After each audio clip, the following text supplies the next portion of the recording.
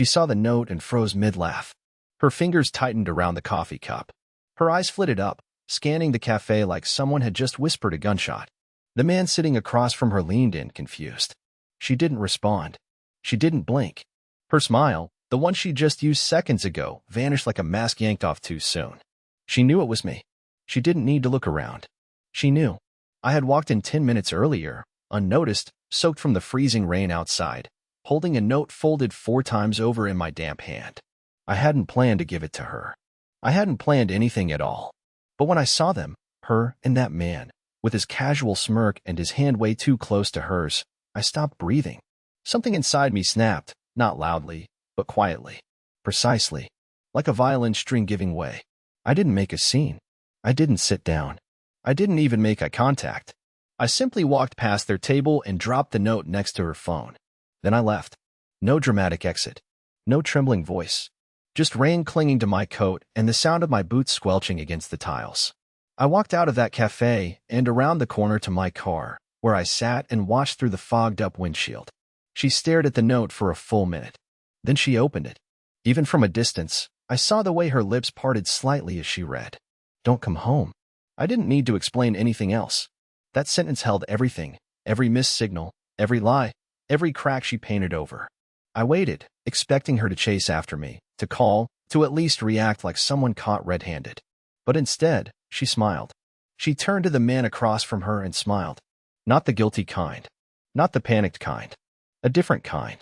He leaned over, read the note himself, and then he laughed. Laughed. Like I was some clueless joke, a harmless old ghost haunting their coffee date. 5 minutes later, they left, together. Hand in hand. No fear. No apology. What happened after that is hard to explain. Not just because it broke me, but because it was deliberate. She didn't just cheat. She celebrated it. And that celebration turned into something so revolting, so intentionally cruel, I still can't believe she thought I wouldn't find out. But I did. By the time I got home, I had convinced myself that maybe, just maybe, she would still show up, still try to explain something, anything. Maybe she would cry, or deny it, or say it was a misunderstanding. You know, the usual script. I wasn't hoping to forgive her. I didn't have that kind of strength left, but I was hoping she'd at least acknowledge the note. That she'd acknowledge me. But when I opened the door, what greeted me wasn't silence. It was music. Not blaring, not cheerful. Just eerie, like the kind of lo-fi jazz you'd hear in a showroom that no longer had anything to sell. Her phone was still plugged in on the nightstand. That threw me off. It was odd enough that she didn't text or call after the note, but to leave her phone behind? That wasn't her. She guarded that thing like it held state secrets. I walked through the apartment cautiously, like I didn't live there anymore. Something was off. The light in the hallway had been unscrewed just enough to stay dark. Our bedroom door was cracked, and for a second I thought I saw movement. But no, it was just the curtains fluttering from an open window. Cold air rolled in, thick and sharp. Then I noticed something else. A red envelope on the coffee table, addressed to me in her handwriting. I opened it without sitting down. If you really mean it, don't come home. Then fine. Consider this the official kickoff party. The old life is over. Don't text. Don't chase. And don't worry about your things. I've repurposed most of them. Smiley face. That smiley face. That smiley face. That stupid, smirking symbol at the end of the sentence felt like a knife twisted after the wound had already gone septic. I walked into the kitchen. Half the cabinets were open. Some of my clothes had been stuffed into trash bags and left by the door. My favorite coffee mug? Shattered in the sink, with coffee grounds smeared inside like someone had tried to make it look like an accident. Her side of the closet? Empty. Mine? Rummaged through. All my old college memorabilia was gone. A signed baseball card from my dad? Gone. Every single note I'd ever written her over the years, those folded pieces of my heart? Gone. But the worst part wasn't the empty drawers or the sarcastic note. It was the mirror in the hallway. She'd taken a red marker, bright, lipstick red, and written across it in giant letters. New era. And underneath, in smaller writing. You always said I deserved more. You were right. It was so calculated. So polished. So cruel. She wanted me to see it. She needed me to see it. Not just to know she was done, but to feel as though I had never been enough. Like all the years we had built together were just some preamble to this moment, the moment she broke free. I didn't cry. I didn't scream. I just stood there, reading those words over and over until my knees locked and I had to sit down on the floor, surrounded by pieces of my own life. She had made a party out of my silence. She didn't just cheat, she celebrated the fall of our marriage like it was a grand event she'd been planning for months. Invitations sent, music cued, decorations up, and the guest of honor? The man from the cafe, who, as I found out later that same night, wasn't just some casual stranger. He was someone from my past. But I'll get to that. Because what I discovered next, how deep this betrayal actually ran, will haunt me for years. And you're not ready for what she did the next morning. I barely was. I barely slept that night. I couldn't lie in our bed. It didn't feel like mine anymore. Every room in the apartment felt like a staged scene in someone else's show, like I'd been evicted without notice. So I stayed on the living room floor, surrounded by half-filled trash bags and red marker residue that wouldn't wash off the mirror, trying to understand how everything had unraveled in a matter of hours. I kept telling myself maybe she was just having a breakdown, a moment of temporary insanity. People do stupid things when they feel trapped.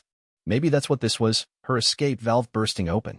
That illusion shattered at exactly 6:14 a.m. My phone buzzed against the hardwood. A single notification. No words, no message. Just a video file from an unknown number. I opened it, thinking it might be a wrong number, or maybe a security camera glitch from the building. Anything but what it actually was. It started with her voice. Laughing. Whispering.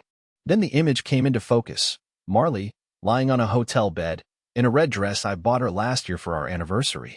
The one she said was too elegant to wear anywhere. Her hair was down, her makeup perfect, and she looked directly into the camera with that same glowing smile I saw at the cafe. She said, "You told me not to come home, so I didn't." Then the camera panned, and I stopped breathing. The man from the cafe, shirtless, smirking like he'd just won a prize. He leaned into her, kissed her neck, and said something I'll never forget. "To new beginnings, huh, Doyle?" He knew my name. He knew my name. I dropped the phone. My palms were shaking. My throat closed like someone had reached in and twisted it from the inside. It wasn't just cheating. It wasn't just betrayal. It was planned, coordinated, performed, filmed, sent to me. Like a trophy being handed to the loser of a war he didn't even know he was fighting. I ran to the bathroom and threw up. Everything inside me came up in waves: grief, humiliation, rage, shame, confusion. My ears were ringing so loud I couldn't even hear my own breathing. After a few minutes, I forced myself to sit on the cold tile floor, back against the tub, trying to piece together what I'd just seen. The man in the video wasn't a stranger. He used to work with me. His name was Tyven. We weren't friends, exactly, but we shared an office for almost a year back when I was working at a different branch. I remember he used to borrow my chargers, leave passive-aggressive notes when I adjusted the thermostat, and flirt with every woman who walked into the break room. He got fired after rumors of inappropriate behavior surfaced. I never heard the details. Apparently, she did. Marley had found him again. Or maybe he found her. Either way, she chose him, of all people, to be the symbol of her liberation. A man who once made fun of the way I dressed. A man who used to call me printer boy because I was always fixing jammed machines. And now he was in a hotel room, holding my wife, wearing my cologne. Yes, I noticed, and raising a glass to the destruction of my life like it was a toast at a wedding. I didn't respond. I couldn't. I sat there, frozen, for almost an hour, trying to decide whether to delete the video, send it back, or forward it to every contact in her phone. But I didn't do any of those things. Instead, I did something else. Something I hadn't done in years. I opened the locked drawer in my desk, the one she always rolled her eyes about, saying, "You act like you're hiding national secrets in there." Inside was a small bundle of letters. From her. From our first year together. I started reading them, every line about trust, dreams, future kids, growing old. And with every paragraph, something inside me hardened. That's when I noticed a detail I hadn't seen the night before. In the corner of her letter on the coffee table, the sarcastic one, there was a name scribbled at the bottom. Marley and Company. Company. Not a nickname. Not a joke. Company. That morning, I searched her email. And what I found wasn't just cheating. It was a business. And I was the product. I opened her laptop. She always kept it closed, but never locked. She wasn't tech-savvy, just casually careless. I'd never gone through it before. I always thought snooping would make me feel like the villain. But after that video, after that red-lettered message on our mirror, I wasn't looking for justification anymore. I was looking for the truth, even if it destroyed whatever was left of me. I wasn't prepared for what I found. Her email account was logged in. 3 inboxes, all synced to different variations of her name. One was her personal. The second, her fitness coaching spam account I knew about but never really cared for. The third was something I'd never seen before. marley.companyoperations@gmail.com. I hesitated. My finger hovered over the trackpad like the folder might explode on contact. I clicked. It was a business email, registered to a Google Drive, a Substack newsletter, and a private YouTube channel titled The Exit Plan. She had folders. Organized, dated, labeled. Client notes. Stories. Scripts. Live debriefs. Merchandising drafts. I didn't even know where to start. My brain screamed to stop, to walk away, to just pack a bag and disappear before I saw something I could never unsee. But I clicked anyway. The stories folder had over 100 entries. They were all titled by men's names. Some real, some fake. I searched for mine. And there it was. Doyle_final. It was a PDF. It opened with a quote. Sometimes the softest men have the deepest cracks. You just have to press gently until the whole thing splits open. Page 1. My name, age, job history, psychological profile, emotional weaknesses, and what she called my breakpoints. Things like, he apologizes when he's nervous. He's scared of being a burden. He overexplains. Let him. Let him. She had written me like I was a case study. The next few pages broke me open all over again. She documented our arguments. The one about her staying out late? It was in there, time-stamped. The birthday dinner she forgot last year? Also logged. Not as regrets, but as escalation moments. She was tracking me like I was a storyline in some twisted reality show. The most disturbing part? There were reviews. Yes, reviews. Feedback from other women. I thought they were her friends. But they were clients? Followers? It wasn't clear. Some had usernames. Some had initials. But they were all responding to my story. Love how he kept apologizing even when he did nothing wrong. So relatable. He's like the blueprint for emotionally manipulatable men. Goldmine. Sad he didn't blow up at the cafe scene. Would have been more cinematic. Cinematic. My breakdown. My betrayal. My shattered life, graded like a pilot episode on streaming. And then came the final punch. The email thread with Tyven. Dozens of messages. Plans. Outlines. Video concepts. Coordinated posts. Hashtags. One of his emails actually said, let's drop it in the morning, after the cafe note. He'll be raw. The reaction will pop harder. He'll be raw. The reaction will pop harder. I slammed the laptop shut so hard it bounced off the table. I didn't cry. I didn't scream. I didn't even throw anything. I just sat there, alone, in an apartment that now felt like a set from a cruel experiment. Because that's exactly what it was. An experiment on how far someone could be pushed, watched, dissected, without ever knowing it. I wasn't just the victim of an affair. I was content. She had built an entire platform, possibly profitable, on documenting the emotional unraveling of the man who loved her. And still, there was one folder I hadn't opened. Finale planning. Because apparently there was still one episode left in the exit plan. And she hadn't expected me to find it before she released it. But I did. And what I found in there wasn't just shocking, it was illegal. And it gave me a reason to do something I never thought I was capable of. The folder labeled Finale Planning was her crown jewel. It had a subfolder titled Closure Drop, Release Schedule, and beneath that, files, timelines, and a series of pre-written captions, as if this whole thing was building towards some grotesque digital crescendo. Her betrayal wasn't just personal, it was packaged. Designed for launch. Built for reach. I wasn't a husband. I was a narrative device. Inside, I found a spreadsheet titled Doyle Arc Closure. I opened it. It was a breakdown of exactly what she intended to happen next, each line more twisted than the last. Phase 1. Café reveal. Phase 2. Note rejection. Phase 3.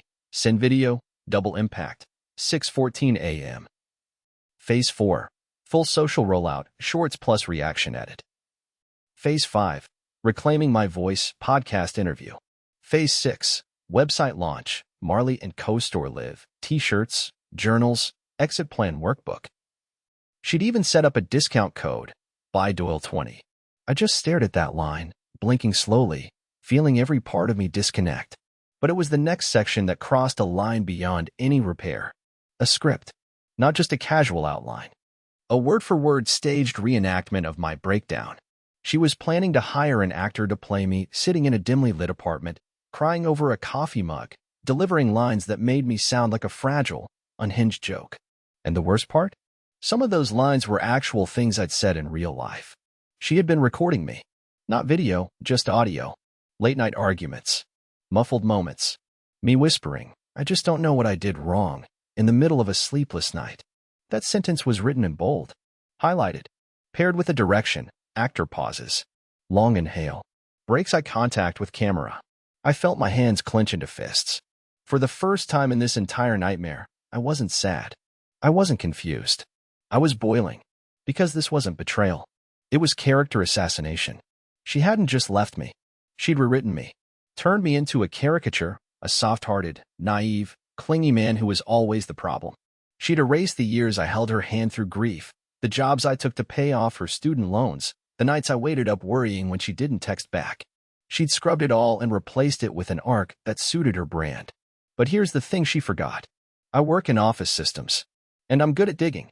Quietly. Patiently. And what she didn't know is that weeks ago, when we were still technically fine, I helped her set up her new website domain. I handled the hosting panel, the DNS registration. And in that moment of convenience, she gave me full access to her back end. She never revoked it. So I logged in. Everything was scheduled for 9 a.m. that coming Saturday. Video drops. Podcast links. Merch site. Auto emails to subscribers. Scheduled posts to 4 synced Instagram accounts. I didn't delete anything. I did something better. I rewrote it. I took the same timestamp video she filmed of me crying. Yes. There was one she secretly filmed last year after an argument about her missing my birthday, and I uploaded the full, raw version. Not the version she edited for effect. The version that showed her screaming at me off camera, slamming the bedroom door, and me sitting alone trying to keep it together.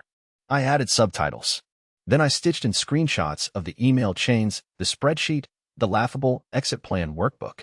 I layered in her voice from the Tyven video, muttering, "He'll be raw," and followed it with the screen-recorded scroll through her Doyle_final PDF. And then I changed the homepage banner. From "Your new beginning starts here," to I was her brand, and she was the lie. At exactly 9 a.m. Saturday morning, her entire plan launched, just not the way she expected. And the fallout was instant. By 9:11, her Instagram went dark. By 9:23, I had emails from people I didn't even know, followers of hers, some furious, some horrified, some apologizing. And by 9:37, she called me. First time since the cafe. 7 missed calls. Then a text. "What did you do? This isn't funny. Fix it." But it was too late. She forgot who really built her digital house. And she forgot who held the keys. But even as her empire of manipulation began to collapse, I knew something she didn't. This was never about revenge. This was about reclaiming the truth. And yet, even with all that exposed, there was one folder she'd tried to delete from her cloud. One labeled Backup Offsite. I recovered it. And what I found inside that folder made everything so far look almost tame. Because that folder held names. Other men. I wasn't sure what I was looking at when I first opened the backup folder. It had no flashy titles, no arrogant branding like her exit plan campaign. It was buried in a compressed zip file tucked inside another folder named something innocent. Tax Docs 2020, probably her idea of subtlety. If she hadn't accidentally synced that folder to the cloud months ago and forgotten about it, I never would have found it. But now it was in front of me. At first glance, it looked like old receipts, PDF scans, bits of correspondence with accountants. But then I opened a spreadsheet called Field Notes. It didn't take long before I realized what I was actually looking at. Rows. Dozens of them. Each one with a name, a short bio, a city, age range, career, weaknesses, and beneath it, a column titled Interaction Method. Another labeled Trigger Moment. Then Monetization Potential. It wasn't just me. I was one of many. There were men from all over the country. Some younger than me. Some twice my age. Some married. Some widowed. Some military. Some retired. Each had notes beside them, cold. Clinical observations typed out like she was harvesting data for a corporate pitch deck. One man, Leonard G., 52, from Tampa, widowed, reportedly still visited his late wife's grave weekly. Notes beside his name read, "Empathy overload. Easy to mirror grief. Trauma bonding initiated 6/21.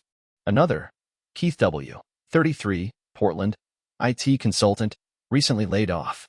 Financial insecurity paired with savior complex. Ideal for building together narrative. Next to my name? Doyle P., Printer Tech, Cincinnati. Predictable. Eager to repair. Over-apologizes. Low risk of confrontation. High endurance. Camera-adaptable voice. Camera-adaptable voice. She tested us. Worn us like shoes, waited to see which fit her brand the best. And when one got too worn down, she moved on to the next. But the real punch in the gut came when I found a subfolder called Pending. 3 names. 3 new men. One of them from my neighborhood. Yes, my neighborhood. I recognized his face immediately from a local community barbecue last summer. I remember he complimented Marley's outfit, and she smiled politely but coolly. I thought nothing of it. He was recently divorced. Nice guy. A bit reserved. But according to her notes, he had untapped guilt, a homeownership complex, and was ripe for the savior partner angle. She hadn't even spoken to him in months, and she already had his psychological layout mapped out like a battlefield. There was even a pitch email saved in drafts, waiting to be sent, introducing herself under a fake surname, acting like she remembered meeting him through a friend. She was already recruiting her next victim before I'd even known I was the last. I felt sick again, not just for myself, but for every name on that list. Some of them had stars next to them, others notes that said phased out or terminated gently. This wasn't a messy love life. This was a rotating system, a business model built on emotional destruction. I wanted to scream it from the rooftops. Alert every man on that list. Warn them. Show them the notes. But then I stopped. Because some of them, according to her notes, still didn't know. She'd moved on from them months ago, left quietly, and they still thought about her fondly. One even wrote her a birthday poem. It was in the folder. Scanned. She titled it, Sweet but Unusable. I sat in the quiet of my apartment, staring at my own name in the list, realizing just how disposable I was to her. I had given her years, and she'd condensed me into 6 bullet points and a tagline. But I wasn't done. Not yet. Because now I had proof. Not just of betrayal, but of calculated emotional fraud. This wasn't infidelity. This was something criminal. Something that crossed legal lines. So I reached out to someone. Not a lawyer. Not yet. Someone who knew how to expose things the right way. A man named Joel, who had once worked as a cybersecurity journalist before switching to digital ethics consulting. We hadn't spoken in years. But I sent him a message, vague and direct. You ever heard of a woman building a social media brand by emotionally dismantling men in exchange for influence and profit? Because I've got receipts. Literally. He called me 2 hours later. After I walked him through what I'd found, slowly, methodically, he went silent. Then he said, Doyle, I think we might be dealing with something way bigger than just your story. And that's when it hit me. I wasn't her first. I wouldn't be her last. But I could be the one who made sure there were no more after me. Joel told me not to touch anything else. Not the emails. Not the folders. Not the backups. He said, Doyle, this isn't just some influencer drama anymore. This is the kind of thing that, if handled right, doesn't just make noise, it causes tremors. I could tell he was pacing by the way his voice kept dipping in and out, as if the weight of it was more than even he expected. He'd seen scams before. Catfishing, fake identities, even romance fraud rings. But never something quite like this. An emotional pyramid scheme built from real relationships, where the only product was pain. The next morning, Joel connected me with an independent investigative team, ex-journalists, data analysts, and one woman named Ada, who used to work in targeted ad psychographics for a well-known social platform. She looked at Marley's files for all of 20 minutes and said flatly, she's been running a tiered emotional exploitation model. High-effort input for high viral return. She's not just monetizing heartbreak, she's manufacturing it. They told me to sit tight. Stay quiet. Don't post. Don't retaliate. They were already working behind the scenes, tracing the PayPal transactions tied to her merch store, mapping out her IP connections, verifying whether the video footage and recordings had crossed into legal gray areas. They said I'd soon have more than just emotional validation. I'd have evidence admissible in court. But that's not the part that made my chest tighten. It was what Ada found in the analytics dashboard of Marley's hidden YouTube channel. She had ads running, not just on her podcast or her Instagram, on the videos she made about me. Clips from our arguments. Edited monologues of her surviving me. She had sponsored content. She was making revenue every time someone clicked on my breakdown. I was literally making her money by existing. Joel said we needed to time the takedown. Make it count. Wait for the finale. She was still planning to post publicly her big, shiny swan song. Then release the real material, the full archive, the leaked documents, the voice messages, the spreadsheet with all the men. And finally, the confrontation. Except, Marley moved faster than we expected. On Friday night, at exactly 8:06 p.m., she went live. Her new Instagram bio read, "They called it betrayal. I call it becoming." And then the video started. She was in soft lighting, candlelit, no makeup. The perfect, raw, and honest look. She began with a shaky breath and a line I'll never forget. "This is the hardest thing I've ever had to say, but sometimes you have to break hearts to find your own." I watched the live stream from my apartment, fingers clenched around the armrest, Joel and Ada on speaker. She was good, too good. She cried at just the right beats. Told the story of being emotionally suffocated by a man who weaponized kindness. How she stayed longer than she should have because she was afraid of his silence. She never said my name, but she didn't have to. The audience knew. She framed me as the kind of man who drains a woman with expectations disguised as affection. Then she said this. "When I left, I did it with love. I gave him space to grow. I told him not to reach out because I knew he needed time, not because I didn't care." And that's when I realized she had rewritten everything. Even the note I gave her at the cafe. The one that simply said, "Don't come home." She framed it as her own words, her own boundary. The comments section exploded. Women cheered her courage. Men wrote things like, "This hit harder than I expected." Her brand was growing in real time. That's when Ada said, "Now." And Joel hit send. Within minutes, while she was still live, her comments began to shift. Quietly, at first. Then louder. "Why is there a video of you laughing about filming breakdowns? Is it true you were scripting your husband's emotions? Who's Doyle, and why is there a spreadsheet with his name in it?" She paused. Visibly. Her face twitched. She looked off-screen for a moment, then forced a smile. Then the real flood began. The site Joel launched was live. ExitScamExposed.com. Every file backed up. Every voice memo. The full list of victims, names redacted, but identifiers clear enough for those men to recognize themselves. The recordings, the scripted posts, the email thread with Tyven. Everything. And on the homepage, a single line. "You monetized our pain, so we turned your lies into proof." She ended the live stream abruptly, but not before over 12,000 people had watched it unravel. The next hour was a hurricane. Her Instagram was disabled. Her store went dark. Her YouTube channel began mass deleting content. And then the message came. A text. "You think this makes you a hero? You just blew up everything. We could have done this quietly. No apology. No regret. Just rage that I'd ruined her rollout." I didn't respond. I was staring at the photo Ada had just sent me, taken from the Discord server her followers had used to coordinate Marley's brand content. The pinned message from 4 months ago said, "Every story needs a villain. Lucky for me, mine still thinks he's the good guy." She had picked me on purpose. Not by accident.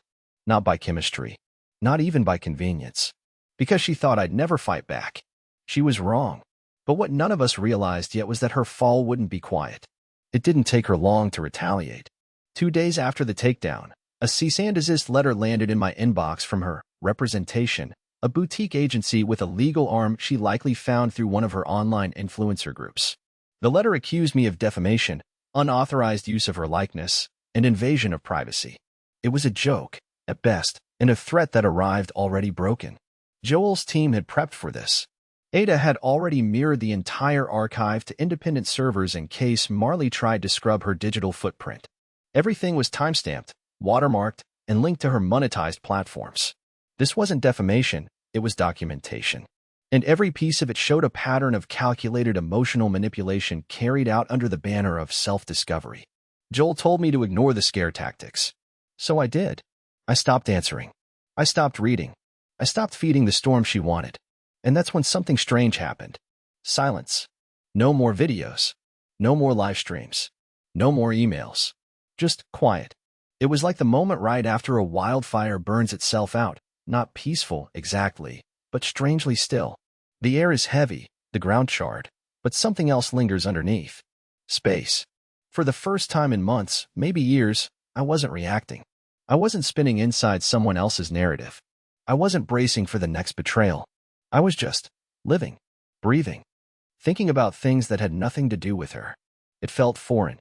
And then, oddly enough, it began to feel good. A week after everything imploded, I got a message from a name I hadn't seen in over a decade, Darren, a friend from college. He'd seen the story, not through social media, but through a podcast that covered digital ethics and featured Marley's case as a warning about exploitative online storytelling. He said, "Man, I saw the photo of your old apartment in the segment. Took me a minute to even recognize you. But I did. And I'm glad you told the truth. We met up, talked for hours. Not about her. About me. About who I'd been before all of this, and who I wanted to be after." Darren reminded me of things I'd forgotten I loved: graphic novels, bike trails, vintage stereo repair. Small pieces of myself I'd shelved while trying to be someone's safe place. One afternoon, weeks later, I fixed an old radio and listened to it crackle back to life. And for some reason, I smiled like a kid. I hadn't done that in a long time, not smile without strings attached. Marley eventually resurfaced. Quietly. A private account. A few followers. But her days of influence were over. Her brand had been scorched from the inside. Not by hatred. Not by revenge. But by truth. The one thing she never thought I'd use. As for the other men, some reached out. Others didn't. But I know many of them found healing through the exposure. Some joined support groups. Some went offline entirely. Some, like me, started writing again. Because in the end, this wasn't about destroying her. It was about rebuilding me.